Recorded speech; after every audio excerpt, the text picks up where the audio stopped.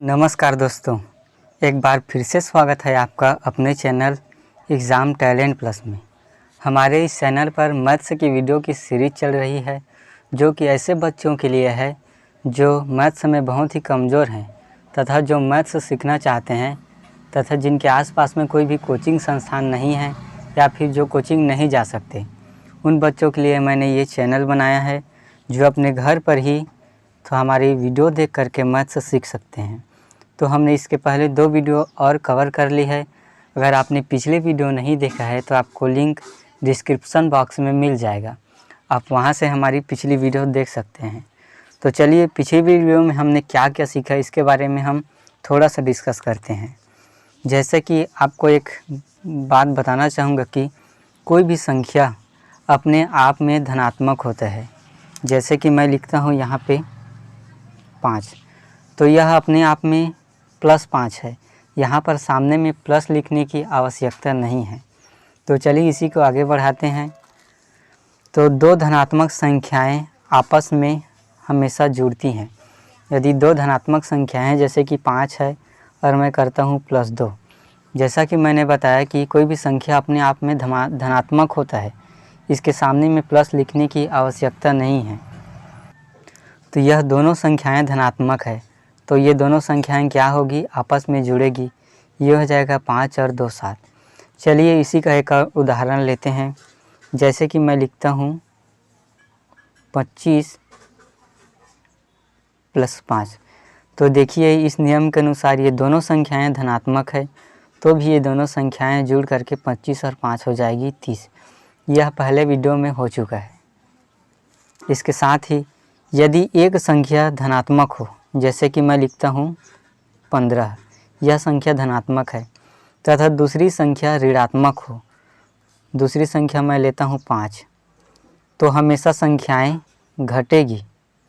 ठीक, एक संख्या धनात्मक है और एक संख्या ऋणात्मक है, इस कंडीशन में ये संख्याएं घटेंगी, लेकिन चिन्ह हमेशा बड़ी वाली संख्या की होगी। यदि मैं 15 में 5 घटाता हूँ तब हमारा आंसर आएगा 10, लेकिन यह 10 प्लस में है। क्यों है? क्योंकि बड़ी वाली संख्या 15 जो है प्लस में है, अर्थात धनात्मक है। इसीलिए यदि मैं एक उदाहरण देता हूँ, 15 - 30 करता हूँ, तब इस कंडीशन में हम इस नियम के अनुसार धनात्मक तथा ऋणात्मक वाली संख्याएं हमेशा घटेगी। तो ये श्योर है कि 30 में से 15 घटेगी, लेकिन चिन्ह हमेशा बड़ी संख्या की होगी। तो बड़ी संख्या कौन सी है? 30। तो इस बार हमारा आंसर होगा -15। इसमें +10 क्यों था? क्योंकि बड़ी वाली संख्या प्लस में है, इसमें बड़ी वाली संख्या माइनस में है। आपको बस यही ध्यान में रखना है कि एक संख्या प्लस में हो तथा एक माइनस हो, तो ये श्योर है कि यह संख्याएं घटेंगी, लेकिन जो आंसर आएगा वह प्लस में आएगा या माइनस में, इसका निर्धारण होगा कि बड़ी संख्या प्लस में है या माइनस में। यदि बड़ी संख्या प्लस में है तो आंसर भी प्लस में आएगा, यदि बड़ी संख्या माइनस में है तो आंसर भी माइनस में आएगा। यही बातें आप याद रखिए। बहुत सारे एग्ज़ाम में लोग यहीं पे गलती करते हैं, प्लस की जगह माइनस ले लेते हैं और माइनस की जगह प्लस लेते हैं। इसलिए मैं बार बार इसी बात को दोहरा रहा हूँ। चलिए आगे हम देखते हैं गुणा भाग वाले प्रश्नों को। जोड़ना घटाने वाले प्रश्न हमने पहले ही कर लिया है पिछले वीडियो में, आप पिछला वीडियो जा करके देख सकते हैं। तो चलिए गुणा भाग वाले प्रश्नों को स्टार्ट करते हैं। एक बार बेसिक से आपको बेसिक कुछ चीज़ें बताना चाहूँगा। यदि हम किसी संख्या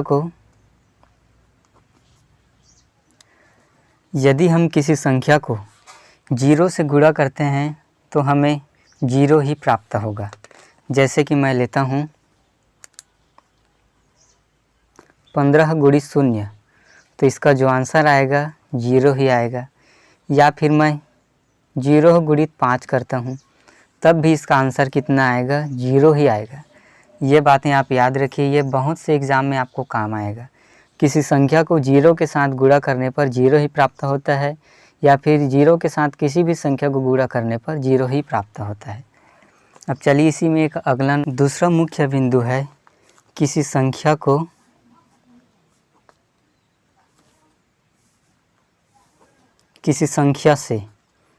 संख्या से 0 को भाग करने पर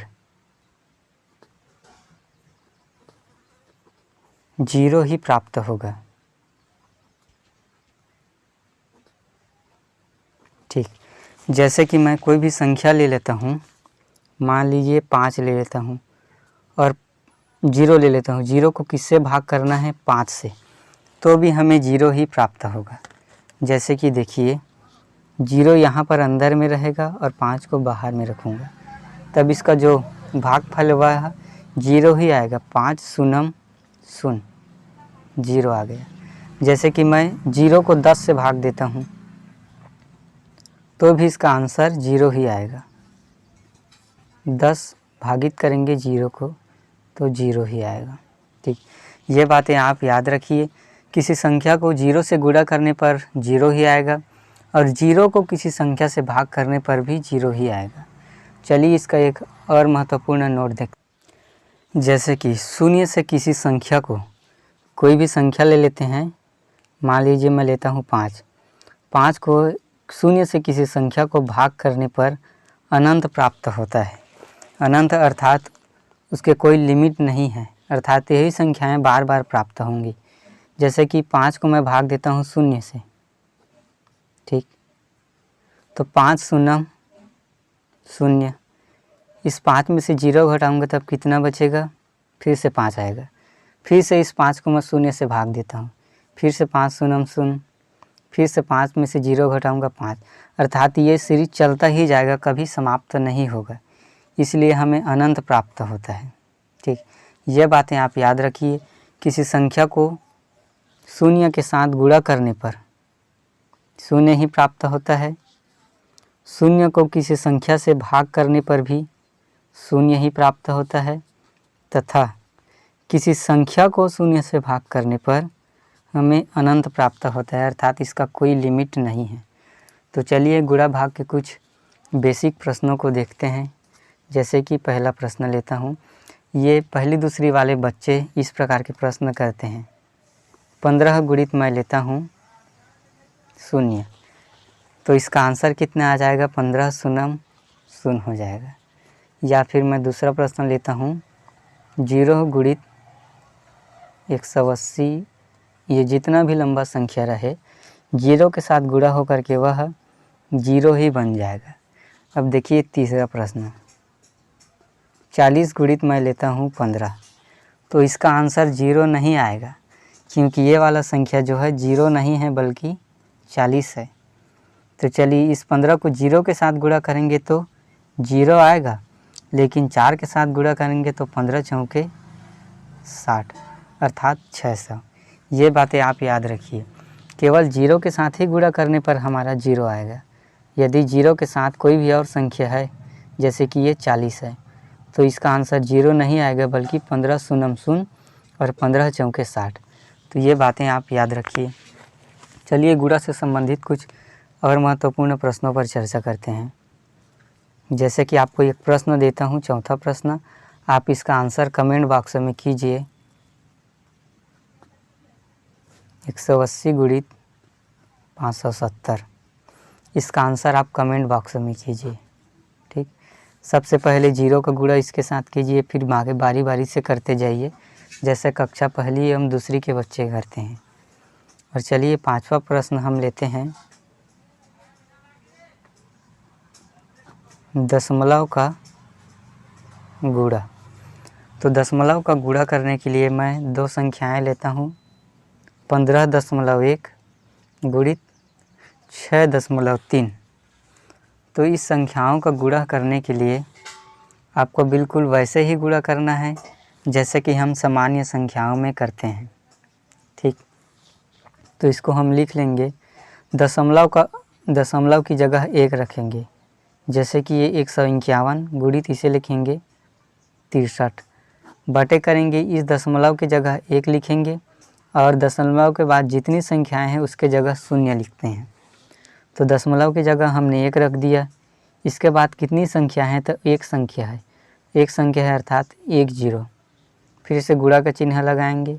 यहाँ भी दशमलव है तो दशमलव की जगह 1 रखेंगे और दशमलव के बाद कितनी संख्या है? तो एक संख्या है, तो यहाँ पर 1 0 रखेंगे, अर्थात ऊपर वाले को 151 गुणित 63 बटे हमारा नीचे कितना हो जाएगा 10^100। पहले इन दोनों का गुणा करेंगे और जो आंसर आएगा उसमें हम दशमलव लगाएंगे। तो चलिए बताता हूँ आपको करके। 151 गुणित 63, 3 एकम 3, 3 पंचे 15 की 5, हासिल आया 1, 3 एकम 3 और 1 4, 0 की 0 रखेंगे। अब 6 एकम 6, 6 पंचे 30 की 0, हासिल आएगा 3, 6 एकम 6 और 3 हो जाएगा 9, 3 6 और 5 11 की 1, हासिल आया 1, 4 और 1 5, 9 की 9, अर्थात हमारी ऊपर वाला जो कितना आया है 9513, 9513, और नीचे में कितना है बटे 100। अब देखिए ऊपर वाले में दशमलव कैसे लगाते हैं ये सिखाता हूँ आपको। आप बारीकी से समझिए इसे कि नीचे में जितने शून्य हैं उतने शून्य के बाद में हम दशमलव लगाएंगे पीछे से। नीचे में 2 शून्य है तो इधर से 1 2 संख्या गिनेंगे और दशमलव कहाँ पर लगेगा तो यहाँ पर। ठीक, ये आप याद रखिए। इसका और तरीका होता है, अगली वीडियो में आपको बताया जाएगा। ठीक, यहाँ पर दशमलव के बाद जितनी संख्या है उसे गिनते हैं और उतनी संख्या के बाद में इसमें जो गुणा होकर के आंसर आता है उसमें दशमलव लगाते हैं। ठीक, जैसे कि ये वाला भी आप याद रखिए, इसे आप बार बार एग्ज़ाम में आपका ये काम आएगा। नीचे में जितना जीरो है पीछे से गिनेंगे उतनी संख्या के बाद दशमलव लगाएंगे। यदि मैं लिखता हूँ 163 और 1635 लिखता हूँ, नीचे में मैं डालता हूँ 3 जीरो, तो देखिए यहाँ पर नीचे में 3 जीरो दिया है तो ऊपर में 3 संख्या गिनेंगे 1 2 और 3 और उसके बाद आगे में दशमलव लगा देंगे। ये तरीका बहुत ही सिंपल है, आप यही तरीका उपयोग में लाइए, आपका प्रश्न बहुत जल्दी सॉल्व होगा। ठीक, तो इसका आंसर हो जाएगा हमारा, इसका भी आंसर हो जाएगा 95.13। नीचे वाला हट जाएगा क्योंकि यह दशमलव के रूप में बदल चुका है। ये वाला भी 1.635 हो जाएगा। ठीक, ये बातें आप याद रखिए। दशमलव के भाग से ही संबंधित एक और प्रश्न देखते हैं। जैसे कि मैं लेता हूँ 17.35 गुणा से संबंधित है ना, ये 17.35 गुणित 13.2। तो इसे आप पिछले प्रश्न की तरह बना कर देखिए, नहीं बनता तो आप कमेंट कीजिए, आपको अगली वीडियो में बताया जाएगा। सबसे पहले इसे सामान्य में करते हैं वैसे ही गुणा कीजिए और दशमलव के बाद जितनी संख्याएं हैं उतनी संख्या के बाद आप आंसर में दशमलव लगा दीजिए। 1 2 और ये 3 संख्या है तो आप 3 संख्या के बाद दशमलव लगाइए। चलिए आगे बढ़ते हैं। आगे हम देखेंगे दशमलव के भाग। ठीक, भाग से संबंधित जैसे कि मैं लेता हूँ 15.5 भागित करेंगे 16.30 को। ठीक, तो इसे भाग करने के लिए आपको सबसे पहले भिन्न के रूप में रखना है। तो इसे लिखेंगे 15.5 बटे करेंगे 16.30 को। ठीक, आप यहाँ से अगर समझ नहीं आया तो वीडियो को पीछे करके देख सकते हैं। अब इसको हम ऊपर वाले को ज्यों के त्यों 155 लिख देंगे और नीचे वाले को लिख देंगे 1630। ठीक, और यहाँ पर आप ये ध्यान रखिए कि नीचे में दशमलव के बाद कितनी संख्याएं हैं तो 2 संख्याएं हैं, तो हम ऊपर में इन दशमलव की जगह 1 रखेंगे और 2 संख्याएं हैं नीचे में दशमलव के बाद, इसलिए हम ऊपर में 2 जीरो लगाएंगे अर्थात 100 का गुणा करेंगे। और ऊपर में देखिए दशमलव के बाद कितनी संख्या है तो केवल एक ही संख्या है, तो नीचे में दशमलव की जगह 1 रखेंगे और जितनी संख्या है उतना जीरो लगाएंगे। ठीक, दशमलव के बाद यहाँ पर दशमलव की जगह 1 रखे हैं और जितनी संख्या है उतना ऊपर में जीरो लगाए हैं। ऊपर में जितना दशमलव के बाद संख्या है उतना नीचे में 10 का गुणा किए हैं। अब चलिए इसे कटा देते हैं। तो जीरो से ये जीरो कट जाएगा, इस जीरो से ये जीरो कट जाएगा, तो हमारे पास ऊपर में कितना बचा 155 गुणित 1 बटे 163 गुणित 1, 155 में 1 के साथ गुणा करेंगे तो 155 ही आएगा। 163 के साथ भी 1 का गुणा करेंगे तो 163 ही आएगा और यही हमारा आंसर होगा।